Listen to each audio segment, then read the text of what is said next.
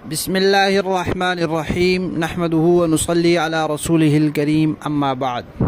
تعارف سورہ صافات۔ اس سورت کا نام سورہ صافات ہے جو اس کی پہلی آیت میں ہی موجود ہے۔ قرآن پاک کی جو تلاوت کی ترتیب ہے اس میں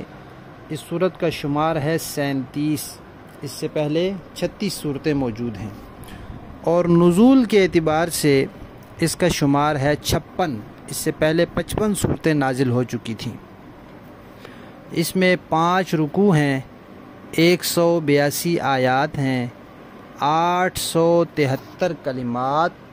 اور 3951 حروف بتائے گئے ہیں۔ یہ جس دور میں نازل ہوئی تھی وہ نبی کریم صلی اللہ علیہ وسلم کے مکہ شریف میں قیام کا تقریباً درمیانہ زمانہ ہے، اس لیے کہ مکہ شریف میں 80 سے زائد صورتیں نازل ہوئی، تو جو 50، 55، 40، 45 کے قریب شمار والی صورتیں ہیں وہ درمیانی عرصے میں نازل ہوئیں۔ مکی صورتوں میں زیادہ تر توحید، رسالت، قیامت، قرآن پاک کی صداقت، ان چیزوں کا تذکرہ ہوتا ہے۔ تو اس سے پیچھے سورہ یاسین ہے، اس میں بھی انہی مضامین کا تذکرہ تھا، لیکن اس میں قیامت کا تذکرہ ذرا زیادہ تھا۔ اس صورت میں توحید اور رسالت کا تذکرہ زیادہ ہے، اور رسالت کے ضمن میں پھر پچھلے انبیاء کا مختصر اور کسی کا مفصل تذکرہ بھی آیا ہے۔ حضرات مفسرین کرام فرماتے ہیں کہ اللہ تعالیٰ نے مخلص بندوں اور غیر مخلص بندوں کا انجام بتایا ہے، اس کے بعد پھر مخلص بندوں کے 7 نمونے پیش کیے ہیں، تو وہ 7 انبیاء کرام ہیں: حضرت نوح، حضرت ابراہیم، حضرت لوط، حضرت موسیٰ، حضرت ہارون، حضرت الیاس اور حضرت یونس علیہم السلام۔ اور حضرت ابراہیم علی نبینا و علیہ الصلاۃ والسلام نے اپنے خواب کو سچا جو کر دکھایا تھا اور اپنے بیٹے کے گلے پر چھری چلا دی تھی، وہ واقعہ بھی بہت ہی مؤثر انداز میں اس صورت میں بیان ہوا ہے کہ کس طرح انہوں نے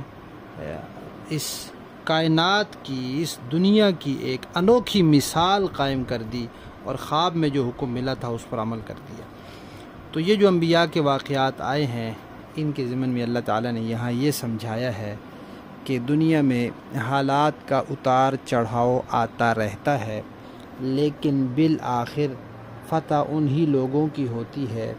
جو صحیح عقیدے، نظریے اور عمل پر قائم رہتے ہیں اور ڈٹ کر رہتے ہیں۔ انبیاء کرام سارے صحیح عقائد اور اعمال پر ڈٹ کر رہے تو بالآخر کامیابی انہی کی ہوئی۔ اب بھی مسلمان اگر صحیح عقائد اور اعمال پر ڈٹ جائیں اور پکے ہو جائیں، اپنے عقیدے اور عمل ٹھیک کر لیں، تو حالات کے اتار چڑھاؤ اور خرابی کے باوجود بالآخر فتح اسلام اور مسلمانوں کی ہی ہوگی۔ لیکن اگر وہ اپنے عقائد اور اعمال کو ٹھیک نہیں کرتے اور ان پر ڈٹتے نہیں ہیں تو پھر اس میں اسلام کا کوئی قصور نہیں ہے۔ اسلام تو غالب ہونے کے لیے آیا ہے، لیکن وہ غالب تبھی ہوتا ہے جب کم از کم مسلمان پہلے اپنے اوپر اس کو غالب کرے۔ اور اس صورت میں چونکہ توحید کا تذکرہ زیادہ ہے، تو پھر جو توحید سے متعلق غلط خیالات تھے مشرکین مکہ کے، مثلا وہ کہتے تھے کہ فرشتے اللہ تعالیٰ کی بیٹیاں ہیں،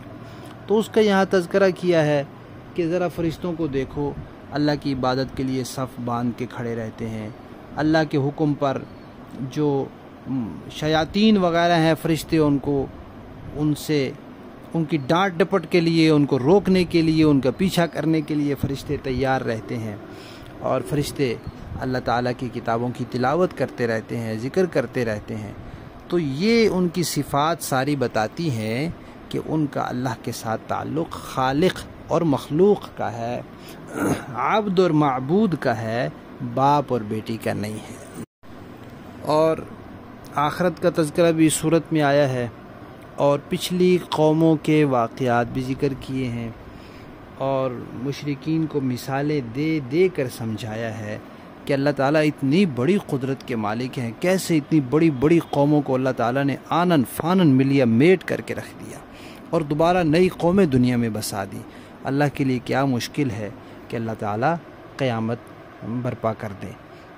اور یہ ہوگا، اور اس میں پھر کیا کیا مناظر ہوں گے، اس کے کچھ ہولناک مناظر اللہ تعالیٰ نے پیش کیے ہیں اور ذکر فرمائے ہیں کہ آخرت کے ان ہولناک مناظر کا تذکرہ اس لیے کیا جا رہا ہے تاکہ دنیا میں انسان سنبھل جائے، اور بجائے اس کے کہ ان مناظر کا سامنا کر کے پھر انسان کو پچھتانا پڑے اور افسوس کرنا پڑے، اور اس وقت پچھتاوے اور افسوس کا کوئی فائدہ بھی نہ ہو، پہلے ہی انسان اس وقت کی تیاری کر لے، اپنے آپ کو سنبھال لے، اپنے عقائد اعمال ٹھیک کر لے، اور پچھلی قوموں کے واقعات سے عبرت حاصل کر کے اللہ تبارک و تعالیٰ کے بھیجے ہوئے بندوں کی نقش قدم پر چلے اور اللہ تعالیٰ کی بھیجی ہوئی تعلیمات کو عمل میں لائے۔ اللہ تبارک و تعالیٰ ہمیں اس مقصد کو سمجھنے اور اس کے مطابق اپنی زندگیوں کو ڈھالنے اور آخرت کی پوری تیاری کرنے کی توفیق عطا فرمائے۔